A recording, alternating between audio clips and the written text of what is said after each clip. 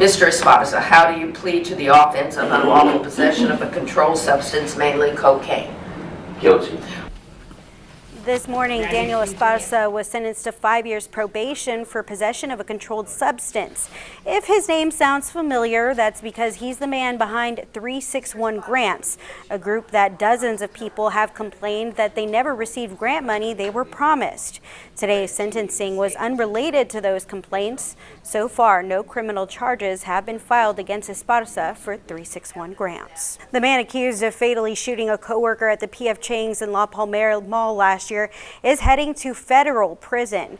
On August 8th last year, 43-year-old Anthony Carrington robbed the American Bank on SPID. Before the bank robbery, he admitted to shooting a man at a home on Brownlee and Elizabeth Street and the fatal shooting at P.F. Chang's. The U.S. Department of Justice says Carrington admitted to both shootings and the firearm possession. On Wednesday, he was sentenced on 2 counts in connection with the bank robbery. He will serve more than 11 years in federal prison. Carrington has yet to be tried for the 2 shootings. 3 people are in custody following a game room raid in Corpus Christi. Yesterday, police issued a search warrant at a building on 2800 block of Countess Drive. That's near Leopard Street. When they got there, they found 53 gambling machines and more than $14,000 in cash. 31-year-old Jeffrey Arredondo, 46-year-old Melinda Cruz, and 51-year-old Jesse Yanez were arrested and faced several charges, including organized crime and possession of gambling devices. As we've reported, any game room in Nueces County must have a permit to operate. To all the Taylor Swift fans out there, a warning. Police say ticket scams are on the rise across the country. Certified information systems security professional David Abarca says Taylor Swift's Eras Tour is the perfect opportunity for scammers as they look for vulnerable individuals to exploit and steal their information. We spoke with Andrea Gonzalez, a local university student who spent about $2,000 on tickets. I would only buy it through Ticketmaster. I would not buy it through any other place just because there's so many out there also that are doing the giveaways and stuff that I just wouldn't trust. Abarca suggests protecting yourself by changing your passwords often, use only legitimate websites, and don't respond to text messages. If you're looking to do some spring cleaning and want to help your community, the Purple Door is opening a resale store. The nonprofit helps domestic and sexual abuse survivors, providing them shelter, food, and resources to get them back on their feet. The shelter has always accepted clothes and other donations they give to the families they service, but a resale shop will give them a free shopping experience. Not only will the items still benefit our clients as they always have, but now we'll be able to also sell some items and make some money and put that money directly back into programming. So it really serves a twofold purpose. President and CEO Francis Wilson says they will be looking for people to donate clothing, housewares, purses, jewelry, small appliances, basically things people will need when they're trying to start a new life. The Purple Door has secured a location for the store and will be making an announcement soon, but right now they are still looking to staff it. They will begin taking donations to stock the shop in the next 2 to 3 weeks and hope to be open to the public by early June. For more information on the Purple Door and how you can donate, visit our website, christv.com.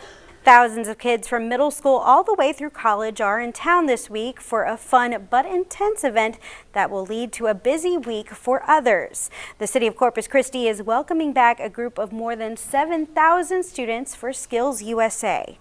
The conference involves various competitions that showcase students' technical skills and knowledge that prepares them for the workforce.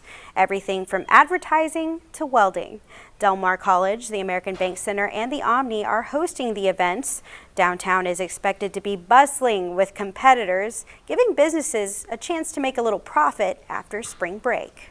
They actually take up the entire city. They have a complete takeover. They stay at all of the hotels throughout the city. That's around how many people come to Corpus Christi because of this event. The average economic impact of this event is over $6 million over the span of 7 days.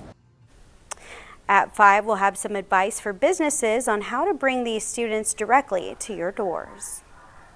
A mom who lost her 19-year-old daughter to a sudden cardiac arrest back in 2013 is on a mission to make sure even more schools are equipped with AEDs. She had an unwitnessed cardiac arrest. Her roommate found her in the apartment, immediately ran for help. They attempted CPR. There was not an AED in the building at the time. So by the time she was found, it was honestly too late. There was nothing that could be done.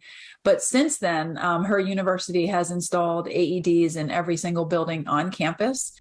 But Julie Walker says getting AEDs in schools is just the first step. There's a big need for more education around how and when to use them. And doctors agree. It's not the presence of the AED. It's the presence of an AED and people who are willing to use it. Dr. Cortez works with the Ohio branch of Project Adam. It's a nationwide program that works to provide training and education to schools on AEDs and CPR. And one of the first questions I asked the entire faculty of the school, who knows where the AED is? The nurse and the coach raised their hand. So if your child faints in math class, the teacher will call the nurse. The nurse may be across the building. She says that's dangerous because survival rates drastically decrease 2 to 5 minutes after a cardiac arrest with no medical attention. So how do you know when to get the AED? Let's say they pass out and it's really from low blood sugar and they don't need an AED. That's fine. Put the AED on. It will analyze the rhythm and say, no shock advised. So all you need to know is if somebody faints and is unconscious, go get the AED. If the AED is needed, she says there are easy instructions to follow on the device. If you want to be more prepared, the Project Adam website offers tutorials. And some of that moms and doctors' concerns around AEDs are addressed in a new bill aiming to increase access to AEDs in schools. The lawmaker behind the Access to AEDs Act says it was shaped by a Scripps News investigation, which found that in 40% of cardiac arrests at U.S. schools, life-saving AEDs went unused in the minutes before emergency crews arrived. The new bipartisan bill directs the Secretary of Health and Human Services to give up to $25 million in grants over 5 years to public schools, so they can develop or strengthen comprehensive AED programs. Money can be spent on training staff and students on how to use the devices and go toward buying new AEDs or replacing old ones. The money can also be used to help athletic departments screen student athletes for risk of sudden cardiac arrest. As ocean temperatures rise, a team on a sailboat is on a unique mission to help reduce those effects. The research they're doing in remote areas that could make our oceans healthier in the future.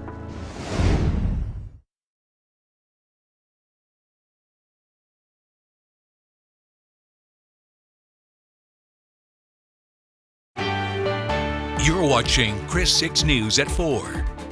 A Russian court ruled today an American reporter for the Wall Street Journal arrested on espionage charges will stay behind bars while an investigation continues. Russia's security agency is accusing Evan Gershkovich of trying to obtain classified information. The Wall Street Journal denies those allegations. It's the first time a U.S. correspondent has been detained on spying accusations since the Cold War. The Vatican says today Pope Francis is progressively improving after spending the night in the hospital. Doctors say he's responding well to antibiotics after a bronchitis infection. The Pope is expected to spend several more days in the hospital. People I know who know him pretty well say he's in very good health for an 86-year-old, and he likes being Pope. I wouldn't be planning for a new one anytime soon. The Pope said on Twitter today that he's touched by the many messages he's received and is grateful for the closeness and prayer. The Vatican has now formally rejected a 15th century decree that legitimized the colonial-era seizure of native lands. It's a move indigenous leaders have been pushing for. A Vatican statement says the doctrine of discovery did not adequately reflect equal dignity and rights of indigenous people. The statement marks historic recognition of the Vatican's part in colonial-era abuses. As we continue to see the impact of global warming, the temperature of our oceans is rising. A team on a sailboat right now is on a unique mission to help reduce these effects.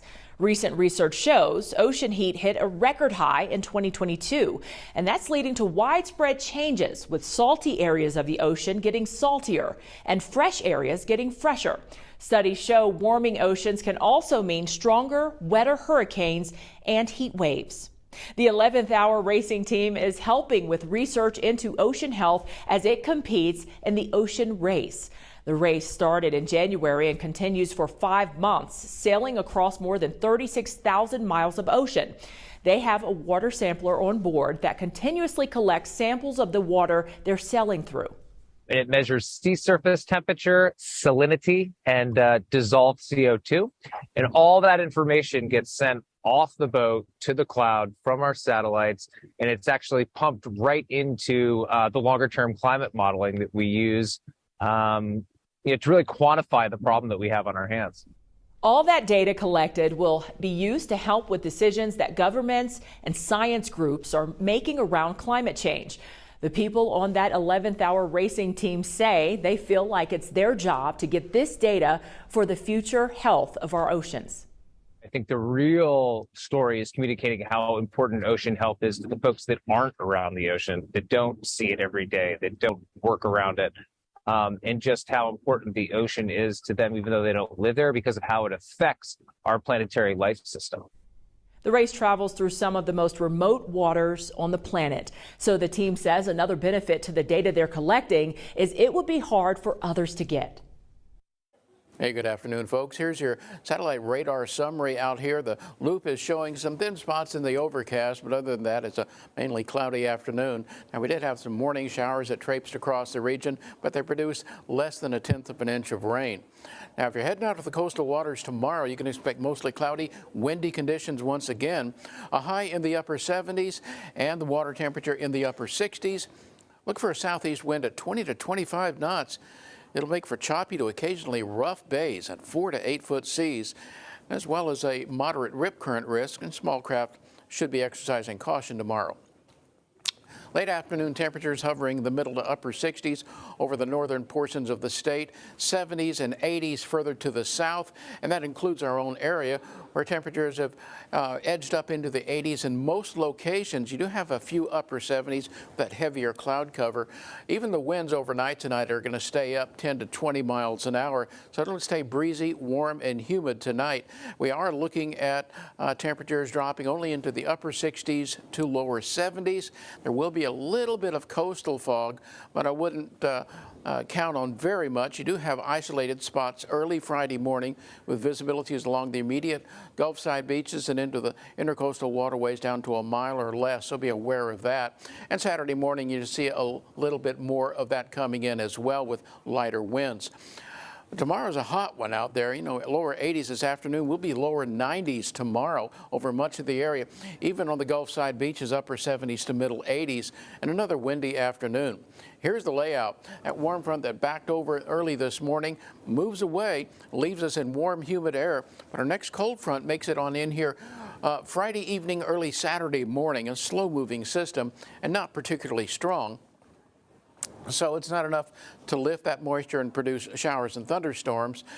Just a few degrees of cooling is all we're going to see. We do see the upper trough pushing it, making its way through here by Saturday and giving us a stray shower or two, but don't count on much in the way of meaningful rainfall. In fact, 2 to 3/100ths of an inch. And by the latter part of next week, we do see a better chance of rain with another 1/10 to 1/1500ths of an inch. But boy, we need more than that. This is the new drought index that just came out this morning, and we're in severe to extreme drought over much of the coastal bend, especially the southern counties and on inland towards the brush country. Really serious problem out there. Now, overnight tonight, though, after those highs this afternoon in the lower 80s, down into the lower 70s, still breezy out there, and that patchy fog along the coastline, and then tomorrow back up towards the 90-degree mark. And by the way, heat index values around 95, 96 tomorrow afternoon, and windy. Now that front comes in Saturday morning. That'll bring Only isolated stray showers during the day Saturday. Warming trend back into the lower 90s Monday and Tuesday. Wednesday, pretty close to that. And then Wednesday night, showers and thunderstorms will be isolated to scattered, continuing into Thursday as yet another cold front makes its way in with pretty decent cooling behind that system. Get out there and have a great afternoon. Looks like a nice one, and have a good night tonight. We're headed into prom season, but the cost is putting a strain on finances and the environment. Amber Strong looks at how people are hoping to ease the burden.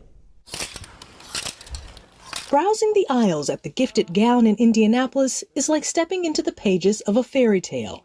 It's your princess moment. And if the Gifted Gown is a fairy tale, then Julia Rutland is the fairy godmother, granting the wish of more than 1,000 free dresses over the years. Proms, military balls, black tie events, graduations. She started small. We started with 25 dresses and just started giving them away, and now we have over 2,800. But couldn't help but notice the big impact and the even bigger need.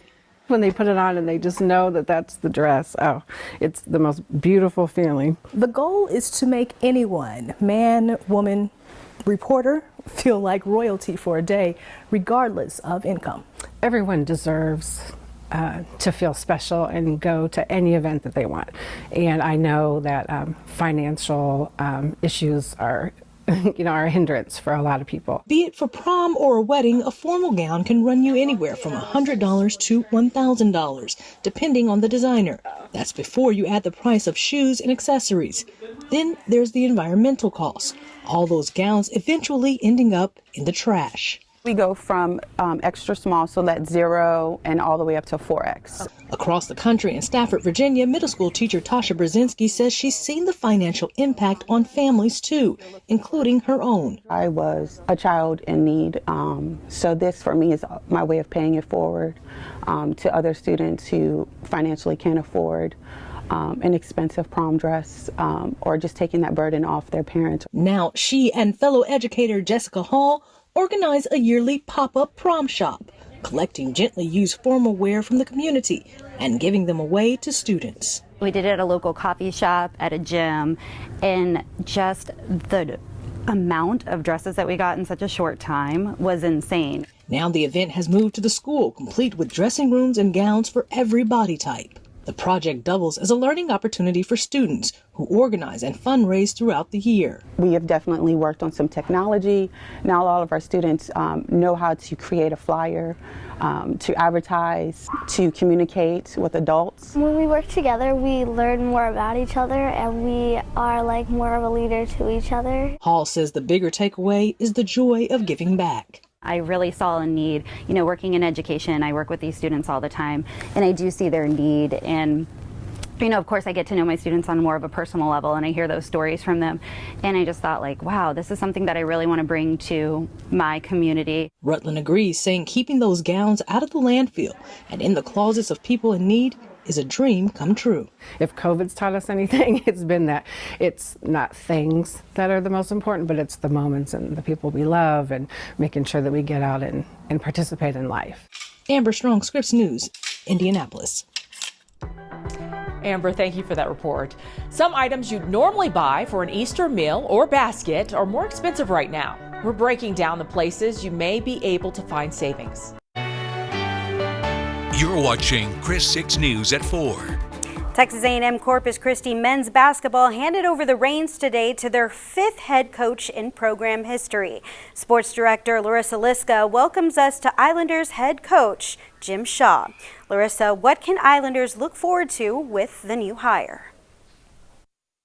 Jim Shaw has a lot of ties to Texas, and that has what has already been helping with recruiting. The first-year head coach previously served as an assistant for the Islanders the past 2 seasons under head coach Steve Lutz. Now the San Antonio native has spent the last 19 years at the Division I level with stops at Texas Tech, Nebraska, UTEP, Texas State, and Tarleton State. More importantly, the family ties. Shaw's dad previously coached at Ingleside, and his mom taught at Taft. So he's got a lot of pride pride for the Coastal Bend. Shaw will be able to build on what the Islanders program has developed. He helped lead TAMU CC to back-to-back Southland Conference championships and their first NCAA tournament win. The team and players are familiar with Shaw, and that's what's exciting for the program. You have a relationship with the players, so the players know who you are, you know who they are, just like in any relationship, you know how to get the best out of them and they know how to get the best out of you.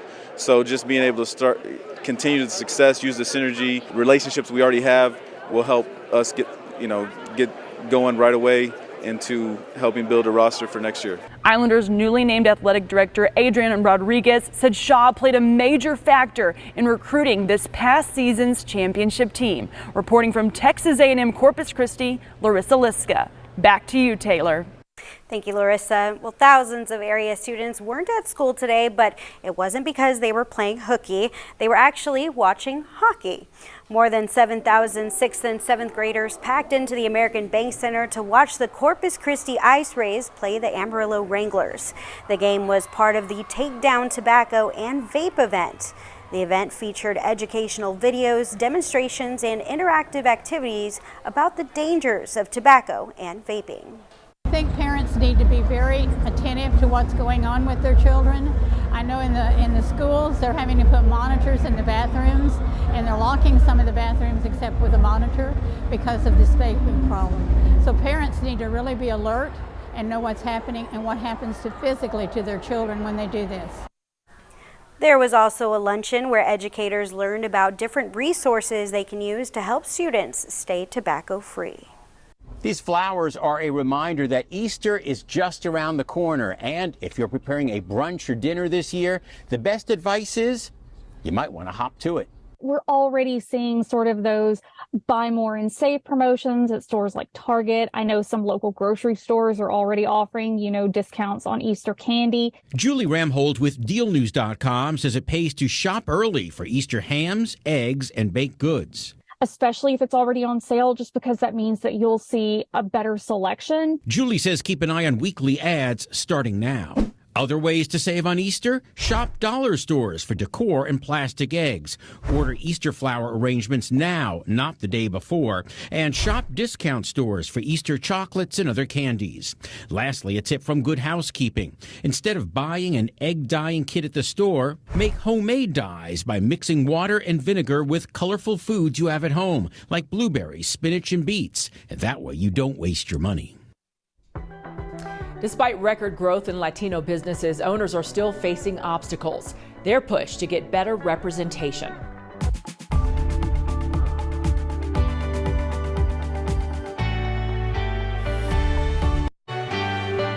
You're watching Chris 6 News at 4.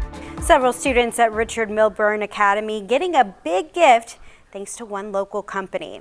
RMA is a public school with smaller class sizes and is geared to helping all kids graduate. Today, the Woodmen of the World Insurance Orange Grove chapter stepped in to help 10 kids walk the stage in the right attire. The group donated $750 to cover caps and gowns for RMA Corpus Christi graduates. Goes in line with what our mission is, not just life insurance. We don't just do life insurance, we like giving back because we care. Remember, they graduate. Again, today's donation will help give 10 kids their caps and gowns to walk the stage during graduation. Portland's WinFest is back. Gates open in about half an hour at the Portland Community Center. That's located at 2000 Billy G. Webb Drive. The big event features live music and a carnival. The Dachshund Dash happens Sunday and the barbecue cook-off is Saturday. Daily admission tickets are $10 and the event runs through Sunday. New numbers on the economy out today show it grew at a slower pace in the last 3 months of 2022 than previously estimated. The government says the growth was at 2.6%. That's a tenth of a point less than the previous estimate. New applications for jobless benefits are up, but they're still historically low. Claims increased by 7,000 to 198,000 last week. The 4-week average of claims is still below the 200,000 threshold for the 10th straight week. The recent turmoil in the banking system is likely to have ripple effects throughout the economy. A recent report from the Federal Open Market Committee says credit conditions could tighten. And it's daunting news for business owners, especially those in the Latino community who already face difficult conditions. Dan Grossman looks at how they're working to get more representation. In the last decade, the number of Latino businesses has grown far more than any other demographic, 44% compared to only 4% for non-Latino owned businesses. But in cities like Santa Ana, California, Latino business owners say they still face obstacles when it comes to getting the same representation as their counterparts. The streets are dead. Downtown is a ghost town. You're about to meet two Latino women who are decades-long business owners in Santa Ana. Here you go. Gigi Sanchez, a health supplement store owner, and Juliet Castro, a hairstylist that has served those in the greater LA Latino community for more than 20 years. Two very different ventures with one very common thread. So bad, my business. They don't feel recognized by their city and say it has hurt their bottom line. The main thing is that the Latino community feels discriminated. They feel like we've been pushed back, and this is stuff that I even ask my customers, why aren't you guys coming back anymore? Across the country, Latino businesses are growing at a faster rate than any other demographic. The 2021 State of Latino Entrepreneurship Report shows since 2007, Latino-owned businesses have grown 55% compared to 8% for white-owned businesses. If those businesses grow as fast as the U.S. average, they could add $1.4 trillion to the U.S. economy. But that's if. Sanchez and Castro say they haven't been recognized by the city's free promotional materials to the same degree as other businesses in Santa Ana. Starting last year, they and 80 other minority business owners banded together to protest to the city, which led to the city council voting to dissolve the downtown business district in January, as it was requiring business owners to pay $1,000 a year for its promotional materials. I feel sad, I feel mad, I feel angry, I have a lot of emotions. I feel sad for my customers that they don't feel good enough, that their money's not good enough anymore. I mean, it's always important for residents to feel like their government is listening to them, that their elected officials are listening to them. Paul Eakins is the city's spokesperson and says the decision was made as recompense to business owners. Of Santa Ana's 307,000 residents, 77% are Latino, according to the latest census. It goes to show the degree some say they still need to go to ensure they're represented properly. 4th Street is recognized as a little Mexico town. It's our community. It is where we find our dresses. It's where we find our language. That's how we feel secure. These women say that security can be hard to find if they aren't afforded the same opportunities as everyone else, showing even though there is growth in the Latino business sector, there is still far more growth to be done. Dan Grossman, Scripps News, Santa Ana, California. Dan, thank you for that report. Diversity in film was steadily improving before the pandemic, but a new study from UCLA shows some of that progress may have been lost. Movies released in theaters last year saw a drop in diversity, with many starring and being directed by white men. The study shows the numbers are close to what we were seeing back in 2018 and 2019, but diversity did improve on streaming platforms in 2022. There were more opportunities for women and people of color in that space. The first woman to lose a limb in active combat and then go on to become a two-time Paralympian isn't stopping there. If my story can impact somebody in a positive manner, that's kind of the cherry on top of it all. Her message of resilience that's inspiring others. You're watching Chris 6 News at 4. Medical devices that connect to the internet will now have to meet specific cybersecurity requirements. That's according to new FDA guidelines. This comes after years of concerns that devices used by healthcare providers could be hacked. All new medical device applicants must now submit a plan on how they'll monitor, identify, and address cybersecurity threats. Well, it's long been thought that recovering from a traumatic brain injury means reaching a certain point and becoming stable. But new research from Ohio State's Wexner Medical Center is challenging that. It analyzed 25 years worth of data and found some TBIs become chronic conditions, meaning lifelong treatment could be required. we actually see people changing long after their original injury. And actually, the thing you're least likely to do is stay the same. Researchers found the most common symptoms are problems with thinking, regulating behavior, and problem solving. They're calling for improvements in TBI care so it can be managed long term. It's the new reality in animal shelters. This is the worst I've ever seen it. Right now, there aren't any words to describe how terrible these shelters are with overcrowding. Our investigative team found this is one factor leading to more dogs and cats being put down. The work happening now to try and prevent this. Now, your Chris 6 weather forecast. Hey, good afternoon, folks. Here's your satellite radar summary out here. The loop is showing some thin spots in the overcast, but other than that, it's a mainly cloudy afternoon. Now, we did have some morning showers that traipsed across the region, but they produced less than 1/10 of an inch of rain. Now, if you're heading out to the coastal waters tomorrow, you can expect mostly cloudy, windy conditions once again. A high in the upper 70s and the water temperature in the upper 60s. Look for a southeast wind at 20 to 25 knots. It'll make for choppy to occasionally rough bays at 4 to 8 foot seas, as well as a moderate rip current risk, and small craft should be exercising caution tomorrow. Late afternoon temperatures hovering the middle to upper 60s over the northern portions of the state, 70s and 80s further to the south, and that includes our own area where temperatures have edged up into the 80s in most locations. You do have a few upper 70s with that heavier cloud cover.